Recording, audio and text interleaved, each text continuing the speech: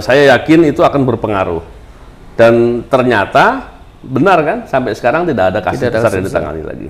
Padahal potensi kasus besar ada, Pak ya? Pasti ada dong, orang kejaksaan juga bisa dapat. Nah, betul, Pak.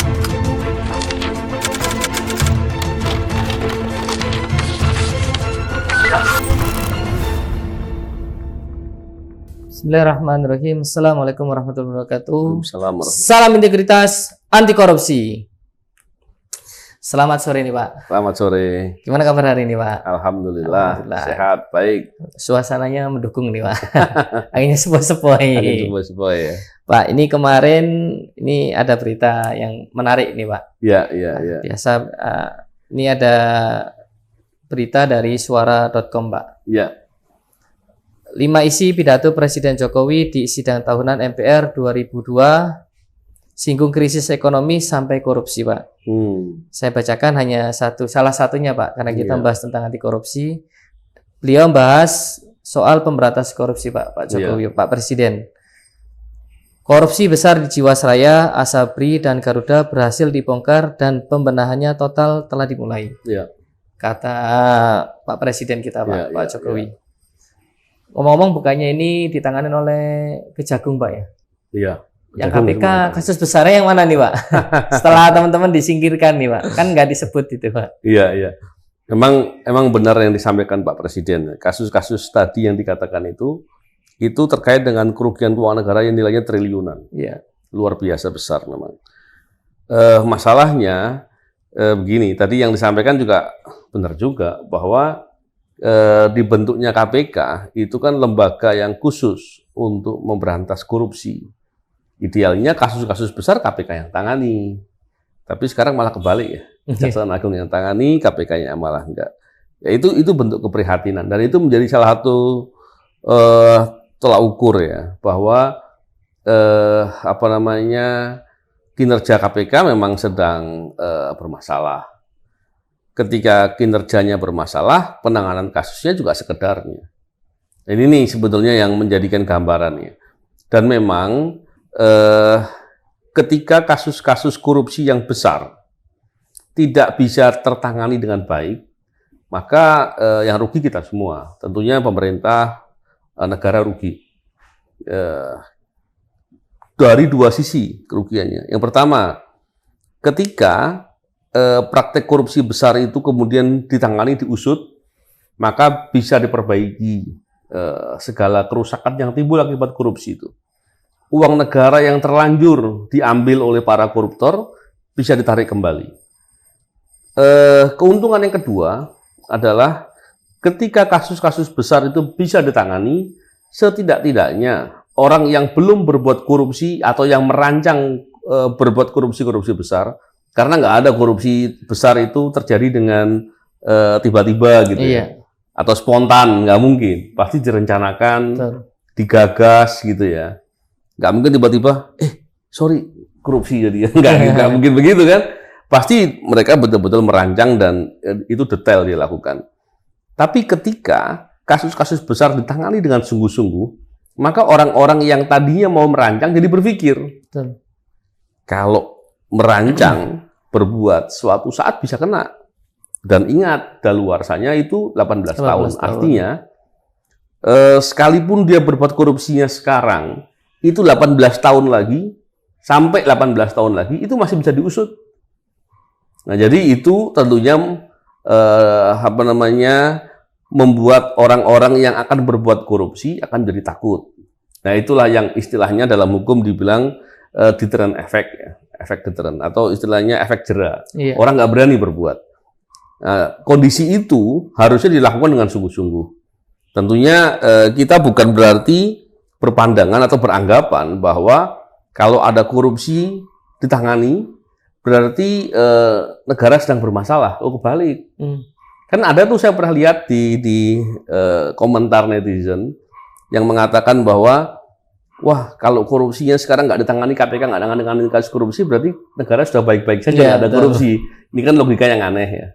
Justru sebaliknya, kalau kasus-kasus korupsi itu diungkap, ditangani dengan sungguh-sungguh, itu akan membuat orang-orang akan takut berbuat korupsi. Tentunya tadi yang disampaikan oleh Pak Presiden itu tepat. Karena setelah ditangani korupsinya, maka pembenahan menyeluruh dilakukan. Nah, ini yang harus dilakukan. Artinya, bukan sekedar korupsinya ditangani saja, tapi perbaikannya dilakukan. Begitu juga upaya-upaya pencegahan dilakukan dengan lebih komprehensif, sehingga di sektor-sektor lain pun orang nggak berani berbuat korupsi. Dan sebagaimana yang sering saya katakan, tidak cukup dengan penindakan dan pencegahan saja. Pendidikan pun harus dilakukan, artinya komprehensif. Tapi kalau cuman sekedar berantas korupsi, atau jangan-jangan pura-pura ya, pura-pura berantas korupsi, nah ini gawat, ini bahaya. Karena ada dua kemungkinan. Apakah pejabatnya kemudian justru berbuat korupsi dengan menerima suap sehingga tidak mau menangani kasus-kasus yang seharusnya ditangani, atau memang dia benar-benar tidak punya kemampuan untuk menangani kasus korupsi, dan dua-duanya berbahaya. Ini Pak, kalau nggak salah itu saya pernah baca itu Pak ya. KPK dibentuk itu bukannya untuk memberantas korupsi di sektor penegak hukum Pak ya. Semangatnya Pak. Iya. Memang kalau bicara terkait dengan sektor tadi, sebetulnya di Undang-Undang KPK di pasal 11 itu diatur ya. KPK itu tidak berwenang menangani semua perkara korupsi. Enggak. Perkara korupsi tertentu yang disyaratkan di pasal 11 Undang-Undang KPK. Di antaranya adalah yang nilainya 1 miliar ke atas atau menjadi perhatian masyarakat. Terus pelakunya adalah penyelenggara negara atau penegak hukum. Nah, yang poin kedua ini menjawab pertanyaan dari Mas Saiful, bahwa dengan adanya kriteria tadi, berarti memang pembuat undang-undang menghendaki bahwa praktek korupsi di lingkungan penegak hukum itu menjadi domain KPK yang lebih sungguh-sungguh, karena semua penegak hukum dalam hal ini yang sebagaimana disebut dalam peraturan perundang-undangan itu menjadi kewenangan KPK. Dan ini menarik ya. Dengan begitu maka ketika itu menjadi kewenangan KPK, berarti mestinya KPK juga harus dalam kegiatan perencanaan atau kegiatan arah pemberantasan korupsi harus diarahkan ke sana gitu. Bukan berarti terus kemudian dibiarkan atau justru malah paling jarang ditangani gitu, terutama belakangan ini ya. Betul. Itu yang menjadi masalah. Oh iya nih Pak, untuk kasus-kasus besar di KPK itu yang menentukan untuk kasus A, B, C, D untuk ditangani itu untuk memutuskan Pak ya, ini boleh, ini jangan. Oh ini jangan, masih ada kolega. Oh ini bolehlah, ini jangan. Apakah ada divisi tertentu atau memang ada orang tertentu yang memutuskan itu Pak? Ya, memang begini. Kalau selama saya dulu di KPK, saya ingat saya itu ada tahapannya. Ketika penanganan kasus korupsi di KPK itu dimulai dari pelaporan tentunya. Adanya pelaporan, terus ada bagian penerima pelaporan yang namanya pengaduan, bagian Direktorat Pengaduan Masyarakat. Dia yang menerima pengaduan, mentelaah. Ketika ditelaah ternyata, oh ya ini laporannya benar, laporannya adalah kualifikasi tidak pidana korupsi, ada yang diduga sebagai penyelenggara negara, maka dia akan teruskan kepada penyelidik. Tentunya dalam proses itu memang ada tahapan kepimpinan, saya agak lupa poin itu. Tapi kemudian setelah diterima oleh penyelidik, maka penyelidik baru melakukan proses penyelidikan. Bedanya begini, di KPK penyelidikannya itu sudah seperti penyidikan di tempat penegak hukum lain. Kenapa? Karena dalam penyelidikan, untuk kemudian berlanjut ke penyidikan, itu disyaratkan adanya 2 alat bukti. Ini sama kalau penegak hukum lain akan melimpahkan ke penuntutan, dia harus juga punya 2 alat bukti. Jadi ini yang menjadi pembeda di KPK. Dan ketika kemudian penyelidikan itu punya 2 alat bukti, maka dia kemudian melaporkan kepada pimpinan KPK dalam forum expose atau istilahnya seperti gelar perkara lah. Dipaparkan, di sana ada pejabat-pejabat struktural, ada jaksa penuntut, calon jaksa penuntutnya yang ikut mengkritisi atau men-challenge kalau ada hal-hal yang perlu di-challenge, dipertanyakan atau diberikan saran, dan juga ada calon penyidiknya. Nah, di situ dibicarakan. Kemudian baru diteruskan. Jadi kalau pertanyaannya Tahapannya seperti apa? Apakah ada kontrol dari pimpinan dan struktural? Ada. Memang infonya nih, walaupun saya belum bisa mengkonfirmasi kebenarannya, infonya memang banyak kawan-kawan yang kemudian merasa seperti tidak didukung ketika menangani kasus-kasus besar. Dan kalau begini terjadi, maka orang-orang yang pinter-pinter, yang bagus-bagus, banyak yang keluar dari KPK. Ini Pak, walaupun tidak dikeluarga. Tadi Bapak bilang infonya nih, berarti kan setelah Bapak keluar nih Pak ya? Iya. Berarti teman-teman tetap ada komunikasi baik sama Bapak? Banyak. Kawan-kawan banyak yang berkomunikasi, banyak yang bercerita, menyampaikan keluhan-keluhan. Dan tentunya saya dan teman-teman sebagai senior-seniornya dulu di KPK, ya kita selalu memberikan semangat, memotivasi untuk tetap sungguh-sungguh, walaupun pimpinannya nggak serius gitu, nggak sungguh-sungguh ya, tapi ya jangan niru yang jelek lah gitu kan. Nah ini yang terjadi. Tapi memang kembali lagi, untuk bisa melakukan pengungkapan kasus-kasus besar atau bisa bekerja efektif, maka pimpinan menjadi faktor kunci sebenarnya. Dan kalau pimpinannya seperti nggak mau tahu, maka repot. Repotnya dari dua sisi ya. Yang pertama begini, menangani kasus besar korupsi, itu pasti akan ada resistensi dari pihak tertentu, atau paling tidak bisa dikatakan serangan balik dari koruptor. Ini kemudian ketika pimpinannya tidak mau sungguh-sungguh, maka resiko itu siapa yang mau tanggung? Masa sih pegawai-pegawainya disuruh ngadepin resiko sendiri-sendiri? Kan nggak lucu gitu ya. Terus yang kedua, ketika pimpinan itu nggak sungguh-sungguh, justru malah tidak ada keinginan untuk menangani perkara yang besar, atau punya kepentingan tertentu, punya konflik of interest, biasanya malah dia menghambat-hambat. Nah, dua hal itulah yang kemudian menjadi faktor kenapa kok, atau paling nggak saya meyakini ya, menjadi faktor kenapa kok KPK sampai sekarang belum menangani kasus-kasus besar lagi. Itu saya yakin itu. Faktor pimpinan berarti Pak ya? Faktor terbesar, pimpinan terbesar. Walaupun tidak satu-satunya. Tapi bisa dibayangkan, kalau orang, saya dan kawan-kawan yang bekerja sungguh-sungguh menangani kasus besar kemudian disingkirkan, apakah enggak itu ancaman bagi pegawai KPK yang bekerja benar? Betul. Nah itu yang bahaya. Jadi saya yakin itu akan berpengaruh. Dan ternyata benar kan, sampai sekarang tidak ada kasus besar yang ditangani lagi. Padahal potensi kasus besar ada Pak ya? Pasti ada dong, orang kejaksaan juga bisa dapat. Nah betul Pak. Nah itu jawaban yang saya tunggu tadi Pak. Kejaksaan aja bisa dapat, yang umumnya pada umumnya dulu kan selalu KPK terdepan Pak. Iya betul. Sekarang kan kejaksaan yang di depan. Benar.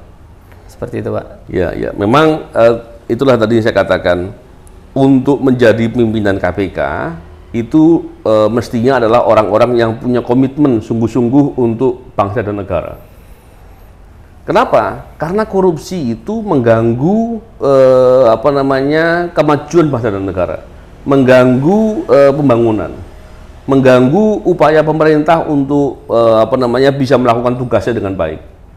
Dan ketika pimpinan KPK-nya tidak punya kesungguhan itu, tidak punya komitmen untuk seperti itu, maka yang terjadi antara dua, ogah-ogahan, udah sekedarnya saja. Betul. Yang penting dapat dapat kasus nangkep orang lah Pak. Iya, dapat gaji, dapat posisi sebagai pimpinan, sebagai pejabat negara. Atau yang kedua, itu bisa menjadi peluang korupsi. Kan bisa aja kemudian udah deh jangan ditangani, kita damai aja gitu. Atau istilahnya justru malah ada kesepakatan yang tidak baik. Nah, itu bisa menjadi peluang korupsi. Jadi itu berbahaya ya. Betul. Tapi yang sangat menarik itu yang mungkin masyarakat belum tahu Pak ya, bahwasanya kasus itu bisa ditanganin sampai 18 tahun itu loh Pak. Iya. Jadi memang begini, daluarsa suatu kasus itu ditentukan dalam dalam KUHP, dalam undang-undang. Untuk kasus yang ancaman hukumannya di atas 3 tahun, itu daluarsa sampai 12 tahun. Tapi yang untuk kasus yang ancamannya seumur hidup atau hukuman mati, 18 tahun. Nah, di beberapa tindak pidana korupsi, terutama tindak pidana korupsi yang paling sering itu adalah pasal 2, pasal 3, terkait dengan kerugian keuangan negara itu ancamannya seumur hidup. Begitu juga dengan pasal suap pasal 12 ancamannya seumur hidup. Maka daluarsanya 18 tahun. Ya. Itu pentingnya diketahui oleh masyarakat biar mikir, Pak. Betul, betul. Wah, saya ini selamat 5 tahun kan ganti pimpinan, ganti pejabat. Jangan-jangan nanti orang sebelumnya, orang-orang yang tahu masalah ini akan. Betul. Dan itu penting karena begini. Jangan kemudian ada pegawai-pegawai yang terkait dengan kegiatan pemerintahan, kemudian karena disuruh sama bosnya untuk memanipulasi, untuk melakukan sesuatu yang melanggar aturan, dan itu terkait dengan korupsi, maka itu resikonya bagi dia bisa sampai 18 tahun. Bisa jadi bosnya mati, dia masih kena. Bisa itu, Pak, ya? Bisa, dan itu berbahaya, makanya resikonya sebetulnya tinggi. Nah, itu, Pak, edukasi yang sangat bernilai lah, Pak. Betul. Sehingga orang kan mau melakukan korupsi mikir-mikir, Pak. Ya, harusnya mikir-mikir, Pak. Dengan 10 tahun, 12 tahun, 18 tahun. Wah, ya kita jadi mikir-mikir orang lah, Pak, mau melakukan itu, Pak. Tapi hal itu pada umumnya orang belum pada tahu sih, Pak. Oh gitu ya. Setahu saya belum pada tahu. Mungkin kalau saya pernah menangani perkara kasus korupsi yang sudah cukup lama, dan kemudian pegawainya ini sebenarnya disuruh sama atasannya untuk melakukan praktek manipulasi atau pembukuan yang palsu begitu ya, untuk bosnya bisa ngambil uang. Setelah yang bersangkutan pegawai ini pensiun baru diperiksa, dan kemudian dia harus kena dengan kasus korupsi bersama-sama dengan bosnya. Kan ruginya, nyesalnya saya yakin nyesal sekali. Di masa dia pensiun yang seharusnya dia bisa istirahat, bisa melakukan kegiatan-kegiatan kemanusiaan dan lain-lain, justru malah menghadapi permasalahan yang akibat dari perbuatannya dulu. Nah, itu yang rugi. Tapi kalau konteksnya itu dapat ancaman dari atasan gimana, Pak? Sehingga dia mau melakukan suatu kesalahan lah, Pak. Ancaman itu ada kualifikasinya. Ancaman itu seperti apa? Kalau dibilang, kamu begini ya, cuma disuruh begitu, itu belum masuk ancaman. Dan ancaman yang bisa menghindarkan dia dari pertanggungjawaban pidana itu ancaman yang sudah sangat berbahaya. Sebenarnya itu diatur di pasal 48 dan 49 KUHP. Kalau ancamannya, kalau dia tidak berbuat begitu bisa membahayakan nyawanya dia nggak dihukum. Tapi kalau belum sampai level di situ, dia tetap akan kena hukuman. Tentunya dengan kualifikasi tertentu. Siap. Terima kasih, Pak. Ini sangat nambah ilmu nih, Pak. Jadi pengetahuan mulai dari kita tadi bahas sidangnya Pak Presiden Jokowi di MPR sampai ke sini kan ilmunya tadi banyak itu, Pak. Semoga bermanfaat buat teman-teman, Pak. Dan habis ini kita bahas ada lagi, Pak, kasus, Pak. Tapi boleh. Beda season, Pak.